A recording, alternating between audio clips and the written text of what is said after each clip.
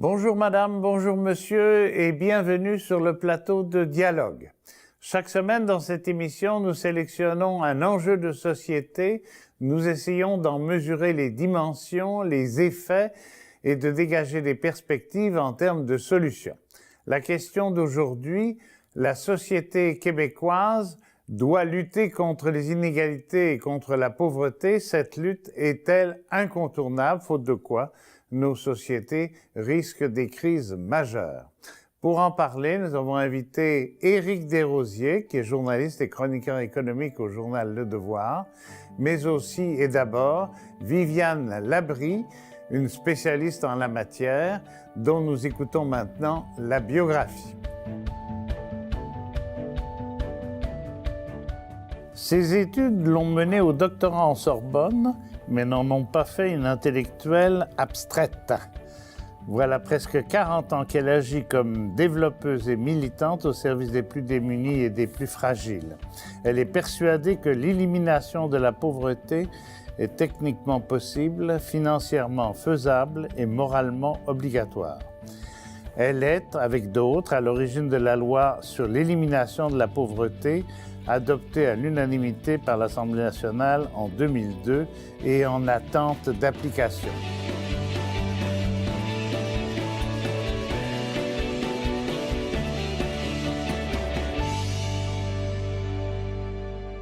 Bonjour Viviane Labrie, je suis heureux de vous recevoir. Bonjour.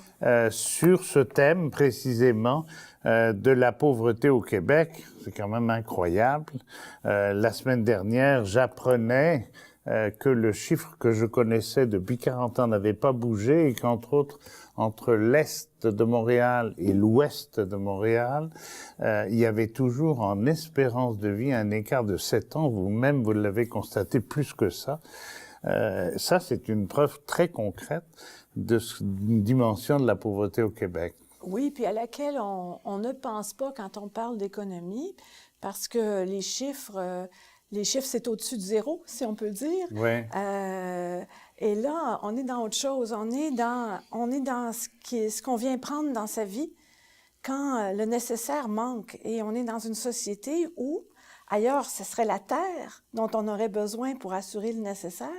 Ici, il faut du revenu. On est dans une société qui médiatise la couverture de ses besoins de base, notamment avec du revenu.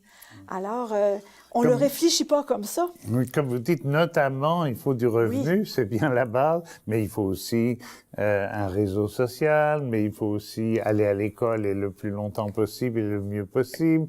Et il faut aussi avoir de l'expérience dans la vie, comme on dit, sinon on n'a pas d'emploi. Enfin, c'est tout un faisceau de phénomènes qui font que et ça tombe toujours sur les mêmes, finalement. Et il faut une société qui désire fabriquer l'abondance pour tout le monde et non pas une société qui accepte, se contente ou ferme les yeux ou construit les inégalités. Ce dans quoi nous sommes. Alors, cette partie-là, des personnes ne peuvent pas le changer toute seule. Il faut qu'on le change ensemble. Et c'est l'enjeu dans lequel on est. Autrement dit, c'est pas un problème seulement d'individus. Mettons par exemple un individu qui a des problèmes d'épilepsie ou je sais pas, toutes sortes d'affaires, un handicap quelconque. Celui-là, on peut comprendre qu'il va ramer, comme on dit, mais c'est beaucoup plus un phénomène collectif. Est-ce qu'on peut dire, grosso modo, que c'est un phénomène surtout lié à, comme vous commenciez à le dire, autour de la table, il y a des gens qui veulent manger beaucoup plus que 3 fois par jour, qui tirent la nappe, et puis il y en a d'autres qui mangent des miettes. Il y a un problème de redistribution, autrement dit. Mais il y a un problème de redistribution et de distribution, parce que ça se fait au départ dans le revenu de marché, comme ça va se faire dans les protections sociales ou dans la fiscalité.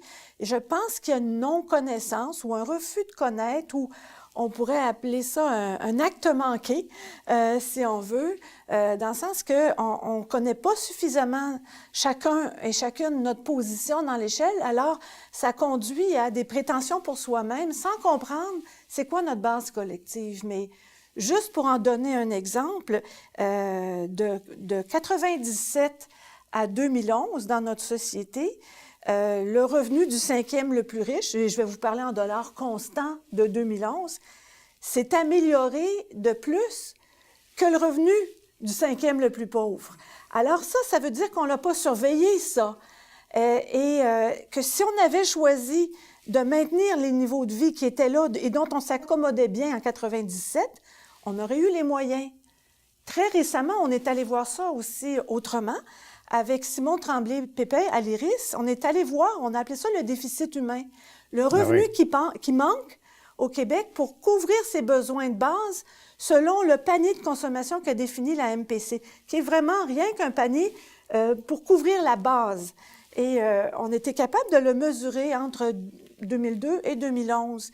Et en gros, il manquait 2,5 milliards en 2002 pour que tout le monde couvre ses besoins. Je parle de dollars constants de 2011 tout le temps. Puis en 2011, il manquait 3,6 milliards. Pendant ce temps-là, le revenu au-dessus de la MPC, lui, a cru et son augmentation aurait suffi à combler ce qui manque. Alors, les moyens sont là, mais notre société doit se mettre en débat là-dessus pour que ça change. Est-ce que c'est parce que le 5e les plus riches et puis les dominants, c'est pas forcément les mêmes, sont inconscients, incompétents, ou est-ce qu'ils aiment l'injustice néolibérale? D'où ça sort? Parce que 2 milliards et demi, c'est pas grand-chose, c'est beaucoup pour moi, mais c'est pas grand-chose. C'est pas grand-chose. Mettons, prenons le 3,6 milliards de 2011. C'est sur une quantité de revenus après impôts disponibles de 191 milliards. Alors, et dans une société qui a les moyens de se payer 2 paniers. Alors, quelque part, on se dit, moi, je pense que c'est clair que l'idéologie néolibérale vient conforter une vision du monde qui n'est pas préoccupée de ce que ça coûte pour vivre. Elle est préoccupée d'incitation au travail. Mais d'incitation au travail de qui? D'une main-d'œuvre à meilleur marché, si on veut. Alors, c'est avantageux d'une certaine manière que certains n'aient pas assez, soi-disant pour amener les gens à vouloir travailler dans des moins bonnes conditions, alors que la solution qui crée de la richesse pour notre société, ce serait plutôt une solution de s'assurer que tout le monde est libéré de la pauvreté et qu'on a l'énergie qu'il faut pour se donner ensemble la société qu'on veut. Alors, il y a certainement l'idéologie néolibérale, il y a des prêts-à-penser. Il y a le fait que toute notre pensée économique aussi est centrée sur le produit intérieur brut. Vous parlez d'ailleurs, je trouve l'image merveilleuse avec Lorraine Gay, vous parlez de territoire occupé en parlant de nos cerveaux. Oui, ça c'est une expression de Lorraine Gay que j'aime beaucoup, parce qu'elle vient dire qu'il y a plein d'a priori non requestionnés dans notre façon de voir. Et par exemple, l'idée de dire, on est en croissance, notre économie croît si le PIB croît. Mais si elle croît en faisant de la destruction, est-ce qu'on vient d'augmenter la richesse ou si on la diminue? Et comment tient-on compte de la richesse qui est produite en dehors de l'argent? Et il y a tout ça. Et comment tient-on compte aussi de ce qui est détruit dans la vie des gens parce que l'argent n'était pas là? Le 3,6 milliards qui manque, il n'est pas dans le PIB. Mais c'est quand même un emprunt aux plus pauvres. Et ça compte. Il y a donc une véritable erreur de calcul, comme vous dites. Ça n'apparaît pas, 3 milliards par-ci, 2 milliards par-là. La mesure même de ce qu'on appelle la richesse, ça me fait penser au livre de Dominique Méda là-dessus. Qu'est-ce que c'est que la richesse? Finalement, c'est parce qu'on a réduit la richesse à l'aspect juste fric, comme vous dites. À l'aspect monétaire. Et ceci dit, il est incontournable. Dans une société où, par exemple, il faut acheter ce qu'on mange, c'est incontournable d'avoir du revenu, d'avoir accès aux revenus. Puis aussi, on va se rendre les services dont on a besoin pour vivre, je dis souvent pour survivre, vivre et bien vivre ensemble. Ceci étant dit, ce rôle-là de la monnaie, on doit le questionner. Il faut un peu arriver à l'aborder comme un commun. Et non pas comme une possession, et non pas comme comme une course à qui va capitaliser la plus grande partie de ce revenu-là. À tout le moins, la partie qui couvre les besoins de base, on devrait pouvoir la considérer comme un commun, comme l'air qu'on respire où l'eau qu'on boit, en espérant qu'elle est de bonne qualité, et ce n'est pas le cas pour tout le monde, on le voit dans l'actualité. Encore maintenant, il faut l'acheter pour avoir de la qualité. Oui, puis ça dépend des communautés. Puis on voit que les communautés autochtones, très curieusement, n'ont pas un très bon accès à l'eau potable. Pour donner un exemple, ceci étant dit, ça suppose qu'on modifie notre façon de voir. On le fait pour l'environnement. On en vient à comprendre que les coûts environnementaux, même si ils sont pas comptabilisés au départ parce qu'ils apparaissent pas, si on ne s'occupe pas de les comptabiliser, un jour, on est pris avec un grand dommage. C'est la même chose pour la qualité de vie. Comment ça se fait à ce moment-là que les esprits ne s'en rendent pas compte? Parce qu'on voit bien en matière d'environnement, les gens s'en rendent compte assez vite, hein, avec les phénomènes climatiques, entre autres. Je pense qu'il y a peut-être une différence dans le sens que c'est un peu comme la santé. Les gens sont tous un peu à risque d'être affectés par les changements climatiques, encore qu'on sait qu'il y a des pays, des sociétés dans cette planète qui vont y goûter plus que d'autres. Là. Certaines vont même être submergées à un moment donné si ça va dans le sens où c'est parti.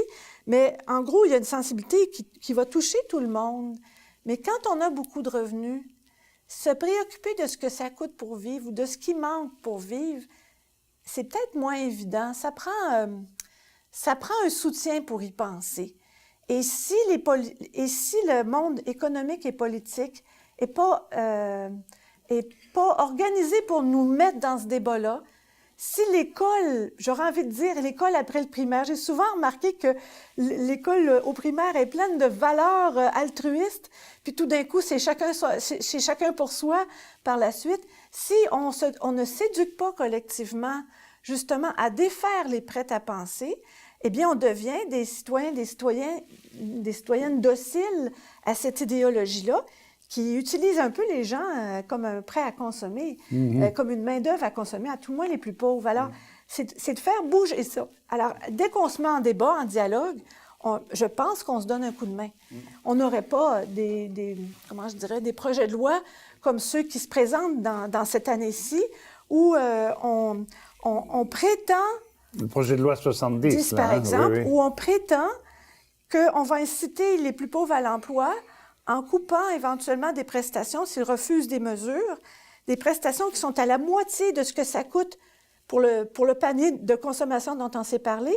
C'est absolument inconcevable au même moment, on diminue la pression sur les entreprises au niveau de la formation de leurs employés. C'est ça. Pas acceptable. Comment se fait-il précisément, vous faites allusion à la loi 70, mais je disais tout à l'heure La Fontaine, hein, la cigale et la fourmi. Mais là, c'était dans une société où ceux qui ne travaillaient pas, les chômeurs, les bandits, etc., enfin, il y avait toute une liste, hein, M. Michel Foucault en a beaucoup parlé, il fallait, parce que c'était un danger social, mais là, c'est pas ça, c'est ils ne font rien et ils ne veulent rien faire. D'où vient cette impression-là? Moi, je pense que les politiciens aussi sont paresseux. Les patrons d'entreprise aussi, ils aiment ça, travailler 12 heures semaine. Tu sais. Oui, je pense qu'il y a comme deux grandes oppositions à concilier dans notre vie politique et économique. Une attention au monétaire et au non monétaire. Okay. Puis je dirais, dans un autre axe, une attention au doux et au dur. Ah, oui. C'est important de s'occuper. Moi, je pense que on se doit mutuellement de se donner accès à une vie la plus douce possible. Quand je dis douce, je veux dire une vie bonne à vivre. Puis pour que la vie soit bonne à vivre, il y a des choses à faire. Maintenant, on ne peut pas, l'idée n'est pas de reléguer le dur à ceux qui n'auraient pas les moyens du doux, si on peut dire comme ça. Ça serait quoi le doux? Alors, le doux, par exemple, je ne sais pas, moi je vais penser à toute la richesse qui est produite sans passer par l'argent. Il y en a beaucoup de doux. Prenez, je ne sais pas, prenez 2 enseignants aussi bien payés un que l'autre. Et il y en a un, sa classe est rayonnante parce que quelque part, il y a quelque chose qui est ajouté Et puis l'autre, non. Pareil pour des cuisiniers, pareil pour des politiciens ou des économistes. La qualité d'être qu'on met dans ce qu'on fait. Prenons le travail des artistes. C'est bien beau de parler des fourmis. Il en faut des fourmis pour faire un monde, mais il faut aussi des cigales. Parce que sans beauté et sans bonté, on n'y est pas dans un monde bon à vivre. Ah oui, mais j'ai l'impression que dans le monde qui va venir, dans le monde de la nouvelle révolution de l'automation, il va rester que des artistes, il n'y aura plus de fourmis. C'est les machines qui vont remplacer les fourmis, non? Moi, je pense qu'il faut de tout ça. Ouais. Et comme être humain, de toute façon, on a besoin d'être fiers de nous, de faire des efforts. Et l'idée n'est pas... Il n'y a personne qui est heureux assis dans une chaise à longueur d'année à se languir. Personne ne veut ça. Et ce qu'on ne reconnaît pas, c'est que, et c'est là qu'on revient à notre histoire de préjugés, chez les gens qui vivent la pauvreté, loin d'être installés à ne rien faire toute la journée, les gens, en général, s'activent. Ils sont les premiers à agir pour que leurs enfants s'en sortent. Ils sont impliqués dans des groupes communautaires. Ils doivent faire des pieds et des mains pour préserver ce qui est très facile pour d'autres. Imaginez juste brancher un grille-pain puis une bouilloire sur un circuit électrique faible. Oui. Ça pète tout le temps. C'est une énergie incroyable. Faites-le dans un circuit électrique qui a la capacité pour le faire. On s'en rendra même pas compte. C'est ça. Pareil pour les mémoires dans les ordinateurs. Autrement dit, les plus pauvres travaillent beaucoup, oui. mais n'ont pas de revenus. Ils travaillent beaucoup, ça que vous me dites? Et je pense que c'est commode. C'est commode pour préserver un système en escalier roulant. L'escalier du haut qui monte, pendant que l'escalier du bas descend et que ceux qui vivent la pauvreté tentent de monter un escalier qui descend. Alors, on va regarder ça, puis on va dire, oh, ils se forcent pas. Puis à la limite... c'est le contraire. C'est le contraire. Ils travaillent fort, mais l'escalier s'allonge. Suivons les derniers budgets du Québec. Je pense qu'à part le budget Séguin 2004-2005, la plupart des budgets ont augmenté le sens inverse des escaliers plutôt que de nous ramener sur un palier commun. Alors, on a du travail à faire pour se retrouver dans un désir d'égalité. Oui, autrement dit, on l'avait déjà dit d'ailleurs, on avait exploité déjà ces thèmes-là, je pense, à une catégorie de la population, la moitié du monde, comme on dit, c'est l'avenir peut-être aussi, comme dit le poète. Je pense aux femmes, les luttes des femmes, ça s'est fait essentiellement dans la défense d'une certaine qualité de contribution aussi. Hein? Et tout à fait. Et si la hauteur du revenu était l'indice de la contribution des humains à la société, à ce moment-là, on ne s'explique pas, alors qu'elles sont souvent à double, comme on dit, à double shift, à double régime, si on veut, on ne s'explique pas que les femmes soient systématiquement moins payées que les hommes. C'est un système économique qui soutient cette différence-là. Comme on a vu dans les pratiques d'austérité et de relance, c'était très bien montré par l'IRIS notamment, les mesures dites austéritaires auront un impact du côté des femmes et les mesures dites de relance auront un impact plus du côté de métiers d'hommes. Alors, dans un contexte comme ça, par exemple le plan Nord, ou voyez-vous, alors quand je dis métier d'homme, on se comprend aussi traditionnellement vu comme des métiers d'hommes, parce qu'il y a de la place pour tout le monde partout. Mais tout ça pour dire, nos choix politiques, si on n'y fait pas attention, ils sont soutenus par des préjugés et viennent soutenir les préjugés.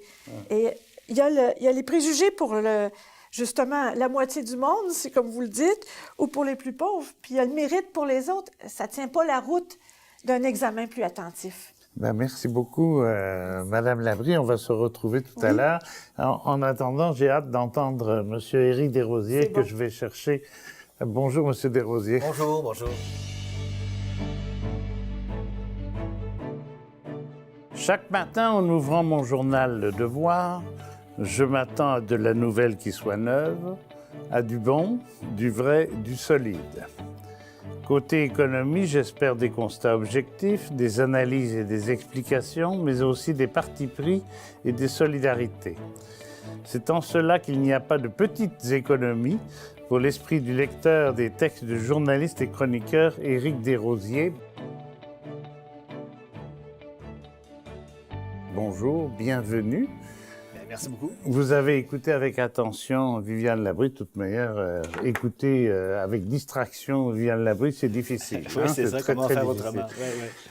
autrement. La première chose que je remarquais, c'est que, si je résumais en une phrase, c'est elle n'a pas un propos d'économiste, elle a un propos de femme militante dans une culture, dans une société qui se développe avec des inégalités, bien sûr, mais les inégalités ne sont pas juste une question de comptabilité mal faite ou mal distribuée.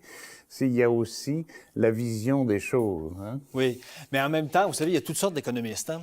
Alors, il y en a qu'on entend beaucoup, et c'est vrai qu'ils ont tendance à voir le monde en colonne, un peu comme des comptables, mais il y en a plein d'autres. C'est une science sociale, la science économique. Alors, fatalement, il faut qu'il y ait de l'humain quelque part là-dedans pour qu'elle soit pertinente. Et donc, je vous dirais que malheureusement, on entend souvent les uns, mais les autres ont des fois des discours qui sont loin d'être aussi loin que vous pensez de ce que dit Mme Labrie.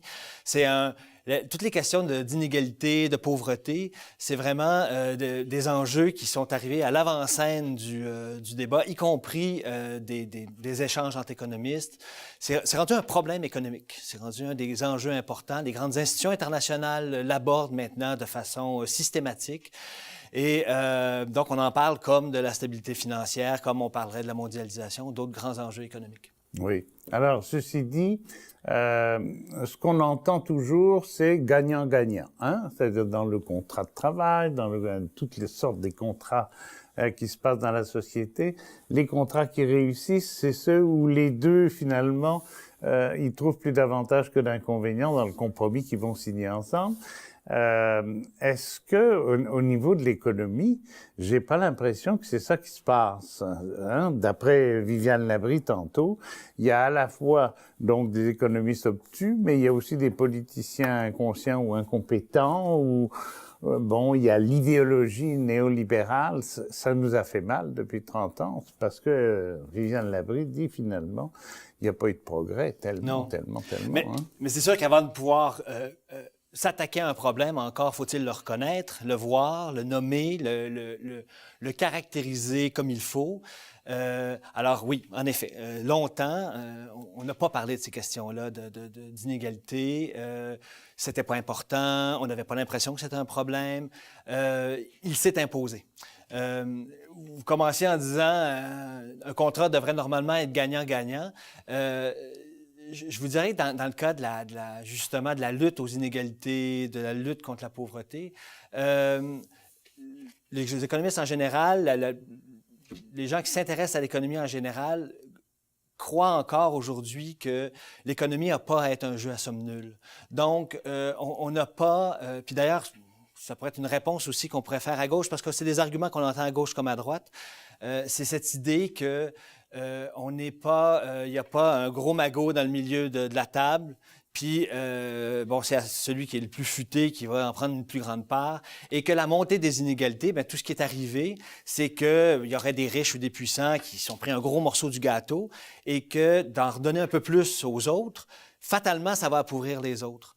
Et en fait, les recherches sur ces questions-là, ce que ça nous montre, c'est pas le cas, en fait. Ce que ça nous dit, c'est que plus vous essayez de vous accaparer une grande part du gâteau, plus le gâteau risque d'être petit. Et si vous trouvez des mécanismes, des façons, des règles, c'est pas simplement d'avoir bon cœur ou quoi que ce soit. Non. C'est d'avoir des règles, des lois, de s'assurer que le marché fonctionne de la bonne manière. Eh bien, vous devriez réussir à assurer un meilleur partage de la richesse, et ça devrait contribuer à grossir le gâteau.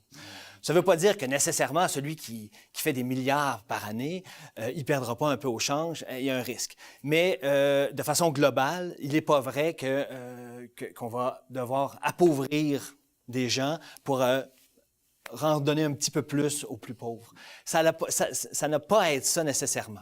C'est pas intéressant qu'il y ait des pauvres. Non, Hein? C'est ça. Je vais mettre ma casquette de comptable qui regarde juste les trucs économiques, puis vous l'avez bien abordé tout à l'heure.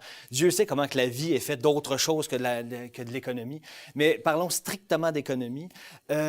C'est pas payant, des inégalités. C'est inefficace. Des pauvres, c'est des gens c'est une main-d'œuvre qui est exclue du marché du travail, qui est moins formée. Des pauvres, là, je vais parler comme Donald Trump. Ça peut être de la criminalité, ça peut être toutes des choses qui sont pas bonnes pour la prospérité. Et donc, c'est une façon inefficace d'utiliser, je parle toujours en économiste, la main-d'œuvre, la richesse collective qu'on a. C'est inefficace. Et c'est pour ça, d'ailleurs, que nos économies capitalistes sont passées par toutes sortes de cycles, mais elles ont eu tendance à un certain moment on a atteint des inégalités incroyables.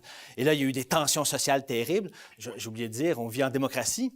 Des fois, les gens ont l'impression que c'est pas évident, mais quand même, on a des gouvernements qui sont élus par la population. Et si une partie de la population est en colère, si la population a l'impression que le système fonctionne contre elle, ils vont vouloir changer ce système, ils vont vouloir se débarrasser de ces politiciens-là. Et encore une fois, si ceux qui sont à la tête du gouvernement sont des gens qui croient au marché et qui se font remplacer par des gens qui, je sais pas, auraient des solutions plus populistes ou des trucs comme ça, c'est pas bon pour le business. Alors, pour toutes ces raisons-là, je vous donne ça un petit peu dans le désordre. Si vous voulez, on pourra essayer de redonner ça un peu mieux. C'est mauvais pour le PIB que d'avoir des inégalités grandissantes. Et c'est le cas dans la plupart des économies, particulièrement dans les économies développées. On a vu se creuser les inégalités, puis on a vu une pauvreté s'installer, ou en tout cas se regagner du terrain dans certaines sociétés, comme on ne croyait pas que ça serait possible. C'est ça. On peut comprendre ça sur le plan du marché de l'emploi, par exemple. Je suis patron d'une PME, moins je paye mes ouvriers, plus de l'autre côté, mes actionnaires ou mes copains actionnaires vont pouvoir tirer des bénéfices ou je vais pouvoir investir dans l'entreprise. Donc, on peut comprendre ça. Mais c'est mon jeu, somme nulle de tout à l'heure. C'est ça. On prête à Ford, il paraît que c'est un mythe, mais on prête à Ford ce coup de génie-là, qui est en fait celui des économies développées occidentales, c'est de dire, non, si vous voulez vendre des voitures, il faut que les gens aient des sous pour les acheter, vos dernières voitures. Et donc, on dit que Ford, c'était le coup de génie, puis il s'est dit, je vais augmenter le salaire de mes travailleurs et je vais concevoir des voitures de manière à ce que ce soit eux qui m'achètent mes voitures. Bon. Il paraît que c'est une légende en grande partie, mais ce qui n'est pas une légende, c'est que quand même nos sociétés ont beaucoup reposé un peu sur cette idée-là, en disant on est des économies de consommation, essentiellement. C'est une économie de service et de consommation. Au Canada, je vais y aller de mémoire, là, c'est quelque chose comme 70-75% d'économie, c'est de la consommation intérieure. Alors c'est sûr que si vous disqualifiez une partie de votre population qui n'arrive même pas à acheter l'essentiel, c'est autant de gens qui... vous voyez que je parle toujours en économiste. Outre l'injustice qu'on commet, outre les dégâts effrayants qu'on commet du point de vue humain, c'est autant de consommateurs qui ne viennent pas dans vos magasins acheter vos vêtements, acheter des voitures, se prendre un loyer, des trucs. Puisque vous parlez de M. Ford, il y a un épisode extrêmement intéressant. À un moment, il change de chauffeur et son chauffeur se trompe. Et donc, il passe par les cités ouvrières qu'il a été obligé de bâtir pour attirer quand même la main-d'œuvre et éviter des temps de déplacement, etc.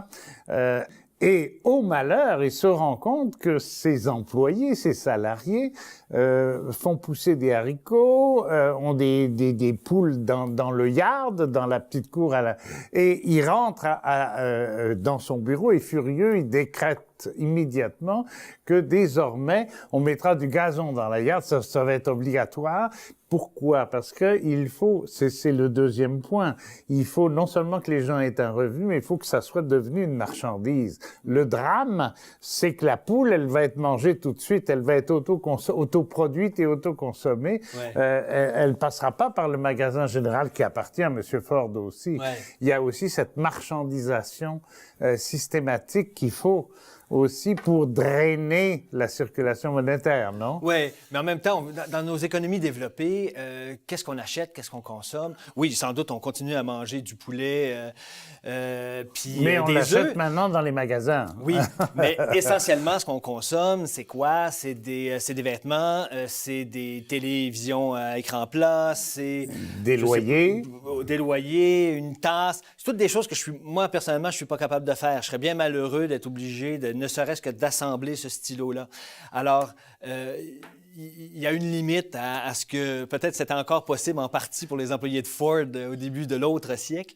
Aujourd'hui, puis c'est un peu ce que soulignait Mme Labrie, c'est qu'aujourd'hui, dans nos sociétés, de la façon que nos sociétés fonctionnent, nos économies fonctionnent, les gens sont un peu condamnés à se trouver une source de revenus à quelque part et d'acheter tout ce dont ils ont besoin. Alors évidemment, là, c'est là, en effet, ils sont coincés. Ils n'ont pas le privilège d'élever des stylos dans leur terrain, dans leur yard, dans l'avant, s'ils veulent des stylos. Oui, c'est ça. Ou d'acheter des Ford dernier modèle. Non, hein? Bon. oui, c'est ça, exactement. On dit aussi, les revenus, il faut travailler pour ça. Parce que si vous êtes un paresseux, là, si vous publiez un article tous les 6 mois au devoir, là, Monsieur Mike va vous convoquer, il va dire, il y a un petit problème, il faut qu'on le résolve, et on va te mettre dehors si ça continue. Bon, il y a, par rapport à cette vérité apparente, on a parlé de la cigale et de la fourmi tout à l'heure, il y a un mouvement maintenant qui arrive et qui dit, mais non, effectivement, il faut que les gens consomment. On va leur donner un revenu sans qu'ils soient obligés de travailler. On est en train donc de découpler le travail et le revenu.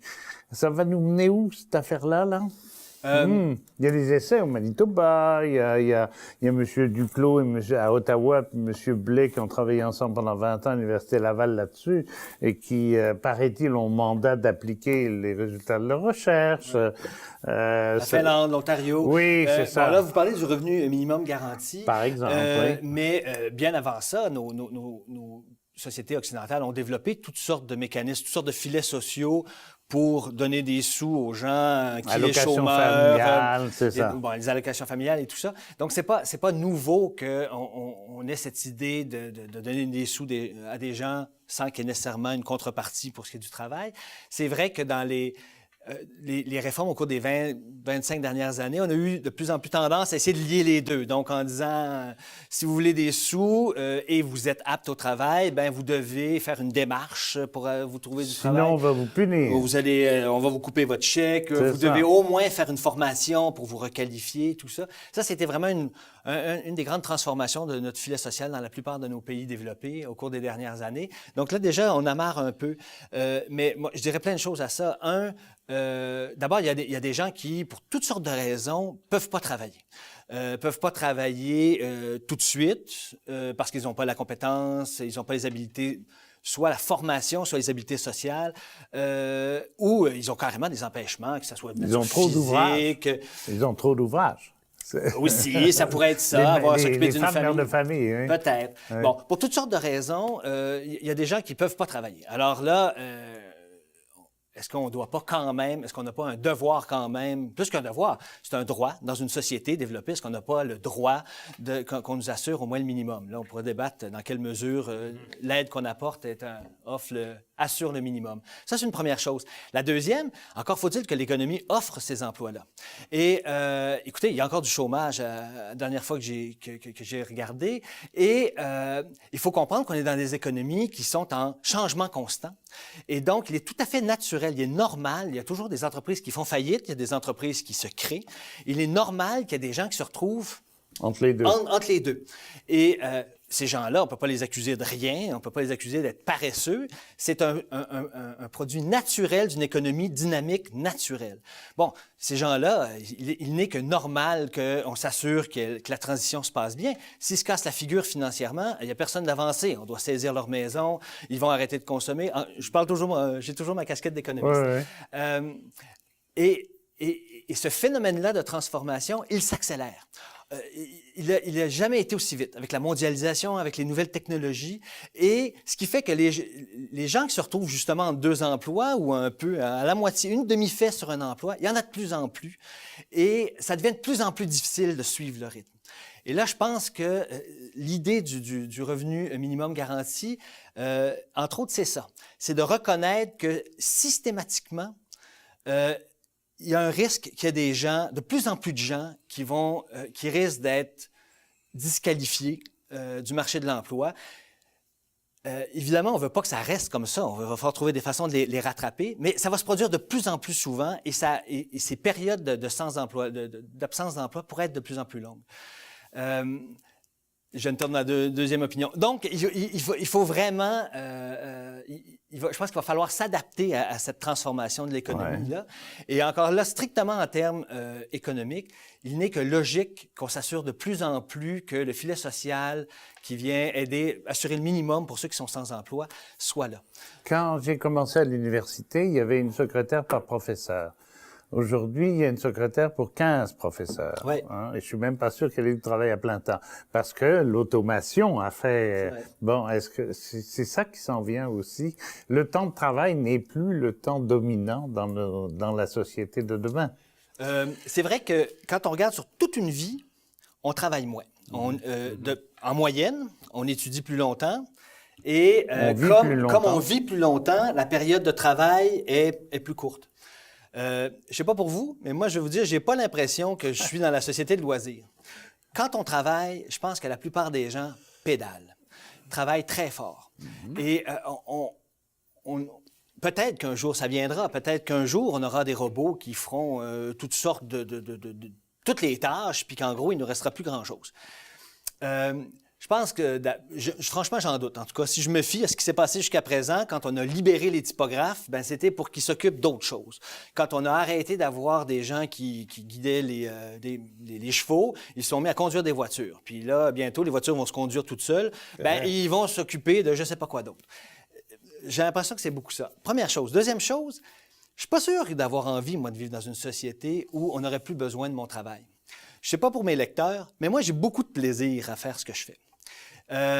J'aurais beaucoup de plaisir à avoir plus de temps de loisirs. Il n'y a qu'à me voir la tête. Je dors pas beaucoup. Je voudrais faire plein de choses dans la vie. Mais entre autres, faire mon métier de journaliste, j'adore ça. Et s'il fallait un jour qu'un robot me remplace, ben, je sais pas, je vais vouloir faire autre chose. Je vais écrire des romans. Je ne sais pas ce que je vais vouloir faire, mais je vais vouloir travailler. Parce que c'est une façon d'avoir des relations avec des gens. C'est ma façon de me trouver une place dans la société. Et je douterais que ça change avec le temps. Distinction entre l'emploi et le travail. Ben, merci beaucoup, Éric Desrosiers, pour cette deuxième partie d'émission, toujours aussi enrichissante. On va retrouver Viviane Labrie, qui vous a sûrement écouté avec beaucoup d'attention. Grand plaisir.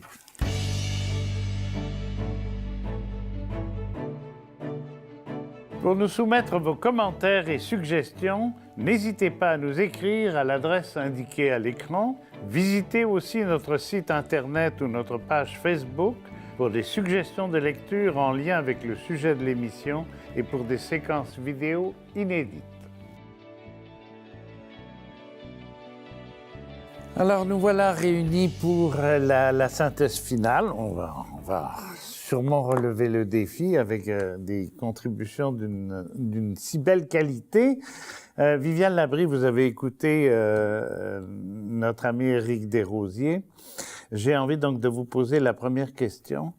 Quand j'ai préparé le sujet de cette émission, donc j'ai vu, à la limite, je me suis demandé si on n'allait pas vous canoniser parce que vous aviez promu la loi en 2002 et elle a été adoptée à l'unanimité. Ça m'a rappelé une loi d'abolition des privilèges la nuit du 4 août en France où tout le monde s'est embrassé, mais ils ont vite fait de récupérer ensuite leurs privilèges.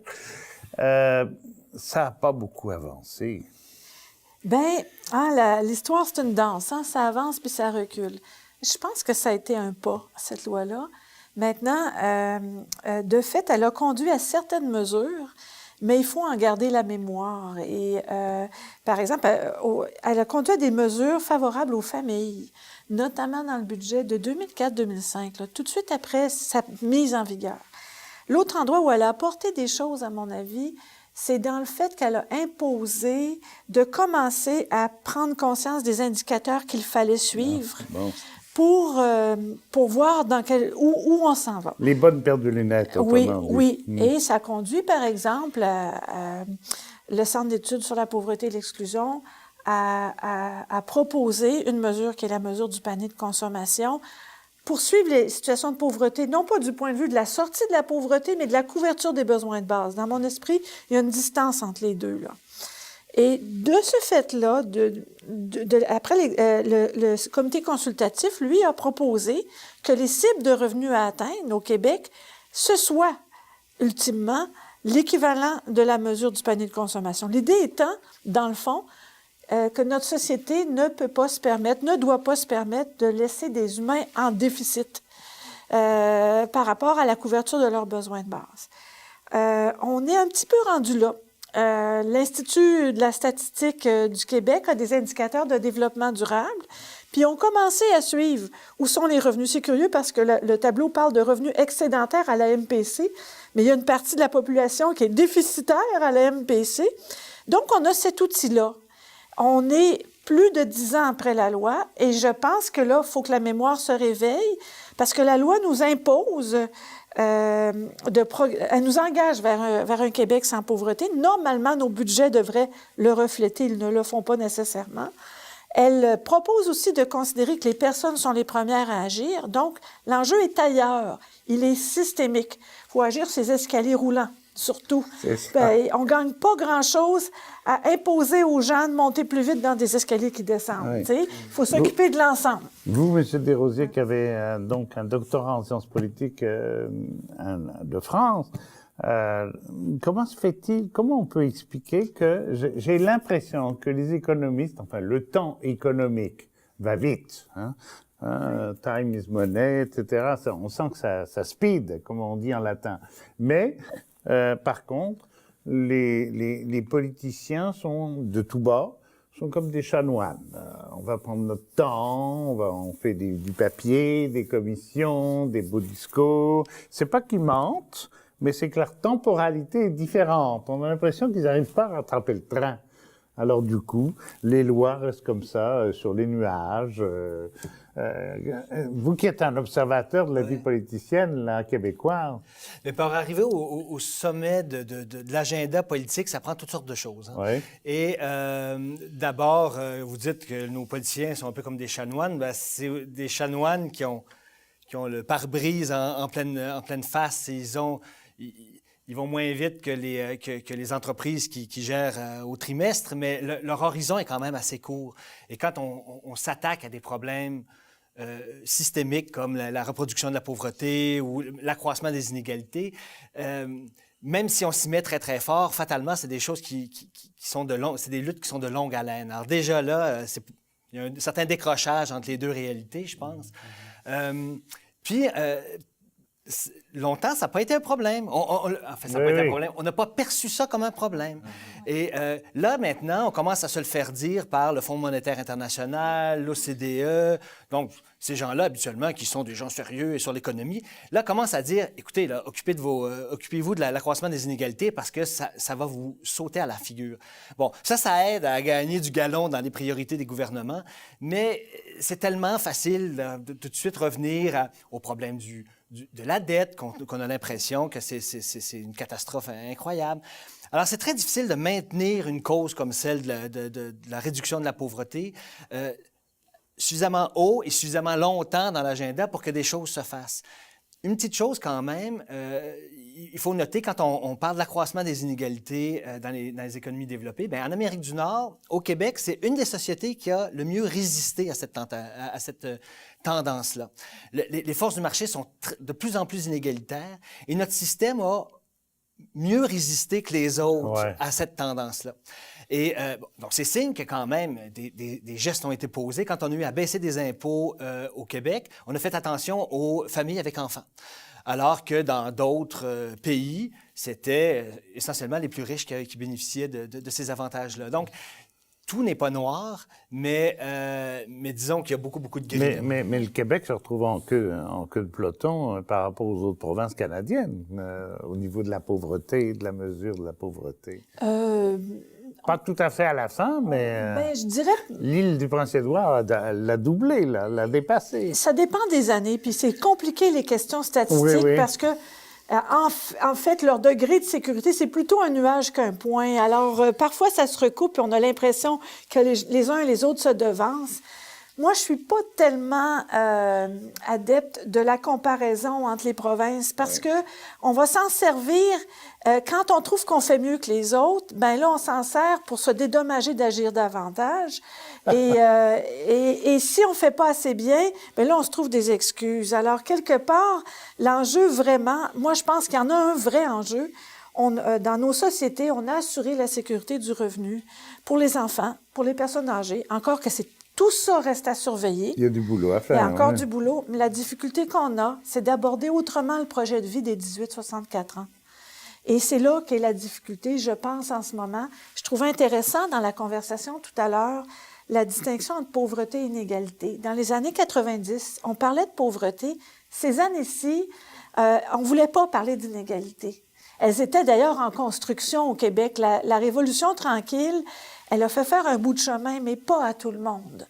Et là, dans le fond, on parle plus d'inégalité. Il faut le faire, mais je pense qu'il faut le faire dans une conscience de l'interdépendance. Et non pas dans un discours qui va faire penser que l'incitation au travail est la solution pour la réduction des inégalités. Parce que le marché du travail tel qu'il existe en ce moment est inégalitaire et on n'ose pas se remettre ça devant soi parce que là, chacun, à vrai dire, réduire les inégalités, la difficulté, c'est que tout le monde est impliqué. Et pour y arriver à le faire, il faut qu'on ait des bonnes raisons. Puis vous en avez amené plusieurs tout à l'heure, Éric, en disant la société est une société plus égale et plus intéressante à vivre. Ben oui. Elle est plus sécuritaire. Moi, je pense qu'elle pourrait être plus créative aussi. Et il faut faire la différence entre égalité et pas d'effort. On peut être dans l'effort, dans l'égalité aussi. Et c'est ce bout de chemin-là, je pense, qui est pas bien fait et pour lesquels on n'est pas les seuls à avoir des questions. En Europe aussi, malgré tout, les questions se posent sur comment envisager le projet de vie adulte de 18 à 64 ans. Et on est devant la possibilité de l'envisager pas seulement dans la location de soi comme main-d'œuvre, mais comme un projet où on aménage notre interdépendance. Mais le faire ensuite, c'est une autre paire de manches, mais il faut re-questionner la notion d'échelle à ce moment-là. Vous avez le goût de réagir? Ben non, mais je trouve que ça illustre à quel point, on parlait de lunettes tout à l'heure, hein, ça peut être aussi, on peut aussi poser les problèmes de cette manière-là, en disant donc, en sortant pas complètement de la logique, mais de dire, est-ce qu'on peut voir autrement notre rapport au travail? Est-ce qu'on peut voir le cycle de vie active? Est-ce qu'on peut le voir autrement? Et ça, c'est d'ouvrage faire ça, parce que il faut vraiment changer des mentalités qui sont ancrées souvent depuis des générations. Donc, c'est vraiment quelque chose qui est difficile, mais aussi qui est tout à fait... c'est pas juste je vous rassure, c'est pas des rêveries je sais pas quoi. C'est très ancré dans notre réalité aujourd'hui. Je vous disais tout à l'heure à quel point que l'économie change tout le temps. Strictement pour ce qui est du parcours de la carrière de quelqu'un maintenant, on conçoit plus quelqu'un qui, je veux dire, un lieu commun fini. On conçoit plus quelqu'un qui va faire sa formation, ensuite aller sur le marché du travail, puis ensuite prendre sa retraite. Ça sera plus ça. Ça sera constamment un jeu d'entrée, de sortie, de retour à un bout de formation en entreprise. On change carrément de carrière. On s'arrête pour s'occuper des enfants. Ça peut être le gars, la fille. On revient sur le marché. La société va être comme ça. Et la plupart de nos règles, notre façon de calculer la retraite, notre façon de penser notre filet social, a beaucoup été établie avec l'ancienne façon de fonctionner. Et ça, ça va être un sacré travail à changer, mais on n'a pas le choix. C'est là qu'on s'en va. OK. Là, il y a aussi la place de l'argent. Bon, ça nous ramène un peu au revenu minimum universel, minimum, j'ai envie de dire maximum, mais comment se fait-il Ça, j'aimerais beaucoup qu'on travaille là-dessus dans cette dernière partie. Pour moi, là, je pense un peu comme tout le monde. Je me disais, bon, ça, c'est une idée de Québec solidaire. Ça, c'est une idée des socialo-communistes en France. C'est une idée de gauche.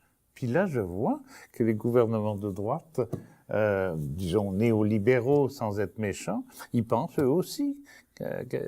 Donc, on va se faire piéger peut-être là-dedans aussi. Bien, il y a beaucoup d'idées reçues sur la question du revenu minimum garanti. Moi, je préfère parler de garantie de revenu. Okay. Et puis, tout à l'heure, ça venait bien avec la notion de filet social. Dans le fond, un ensemble de mesures qui s'assurent qu'on ne tombe pas dans le trou, qui assure la base. Et la base, on est chanceux au Québec, on s'est même donné un outil pour l'envisager, au moins l'équivalent du panier de consommation, par exemple. Se donner ça comme objectif.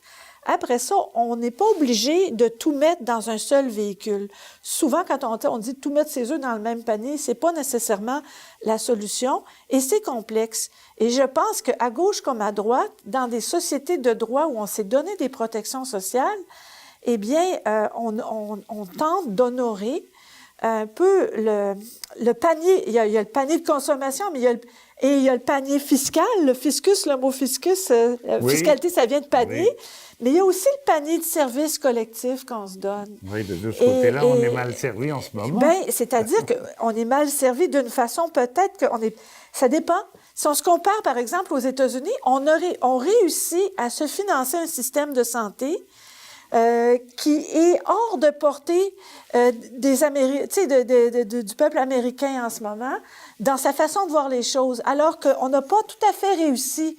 On n'a pas réussi à parler de gratuité de l'éducation universitaire, alors que c'est chose acquise dans plusieurs pays d'Europe. Donc, comment on finance ce qu'on se donne comme service? Ça aussi, ça fait partie du filet de sécurité.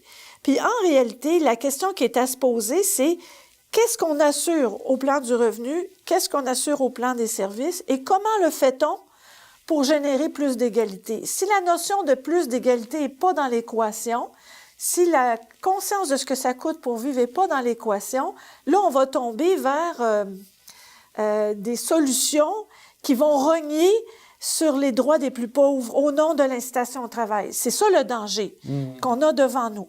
Parfois aussi, il faut regarder les mesures qu'on a.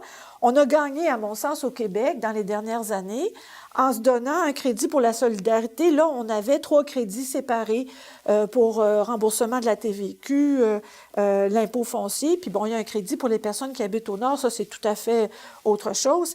Mais tout de même, parfois, c'est avantageux de mettre ensemble dans un même crédit des sommes qui viennent un peu à gauche et à droite.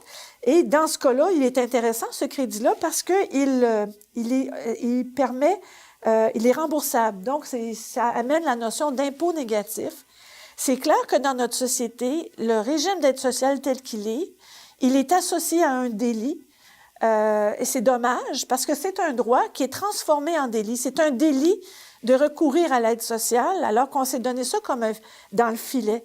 Alors, quelque part, on a du chemin à faire pour rendre ça honorable. Comment le faire?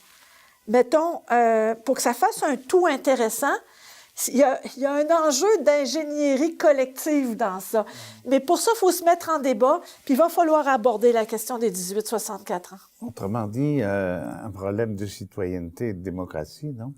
Parce que là, les experts en parlent, les économistes en parlent, les entreprises en parlent, les fonctionnaires internationaux nous bassinent avec ça. Mais la société civile québécoise, qui pourtant, c'est elle qui en souffre au premier plan, elle n'est pas dans le débat. On en parle rarement. On en parle comme le problème des pauvres ou le problème de choses comme ça. Moins comme un problème collectif. Oui. Et je pense qu'il y a aussi des choses qu'il va falloir se dire en pleine face. Là.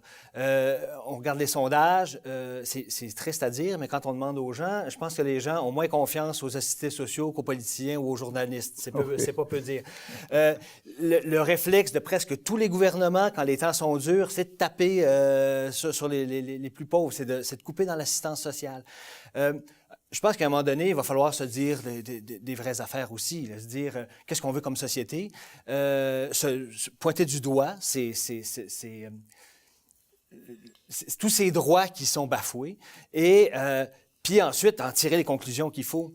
Et c'est pour ça qu'on a tous un examen de conscience à faire. C'est pas que quelques privilégiés dans un coin ou des politiciens qui traînent de la patte. C'est nous tous ensemble qu'il faut qu'on se parle un peu entre quatre yeux.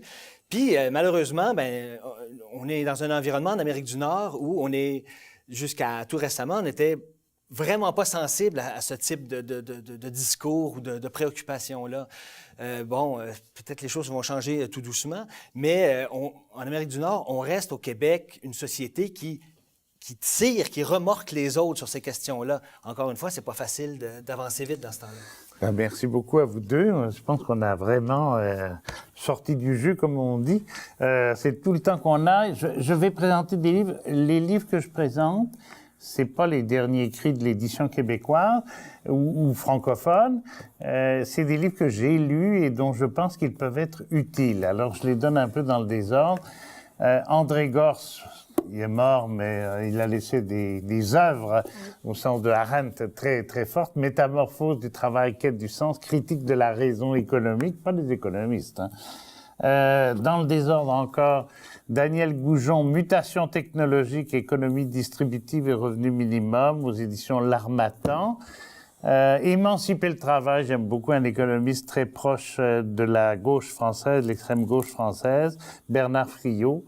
Et pour une fois, il est interrogé par un journaliste, donc il est d'une clarté extraordinaire par rapport à ses anciens livres. Faites plaisir. Là, je suis remonté un peu. Jean-Yves Calvez, je ne sais pas si vous connaissez, les communistes disaient, c'est le grand spécialiste de Karl Marx alors qu'il est jésuite. Hein? C'est la référence pour l'étude du marxisme. Et il a écrit, vous savez qu'il y a eu tout un débat sur la fin du travail avec Rifkin, nécessité du travail, aux éditions de l'Atelier. L'homme gaspillé, Jean-Pierre Hubérac, Enquête aux sources du chômage et de l'exclusion. Ça, c'est un document de base. Pourtant, ça fait 1995. J'ai relu ça hier. Ça a encore son actualité, surtout à travers les articles de l'équipe d'Esprit, Jean-Paul Maréchal et autres. Très intéressant. Chossudovsky, des fois il tire très à gauche, mais d'autres fois il est intéressant, comme on dit, la mondialisation de la pauvreté, éco-société. Michel Chartrand, Michel Bernard. Bernard, c'était un prof de l'UQAM, mais des sciences de la gestion, c'était pas tout à fait un gauchiste, c'est le moins qu'on puisse dire. Le mariage a donné manifeste pour un revenu de citoyenneté.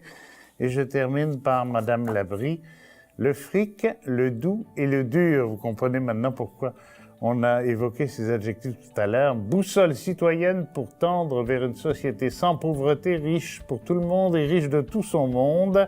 On mettra tout à l'heure l'endroit sur le site de TCF.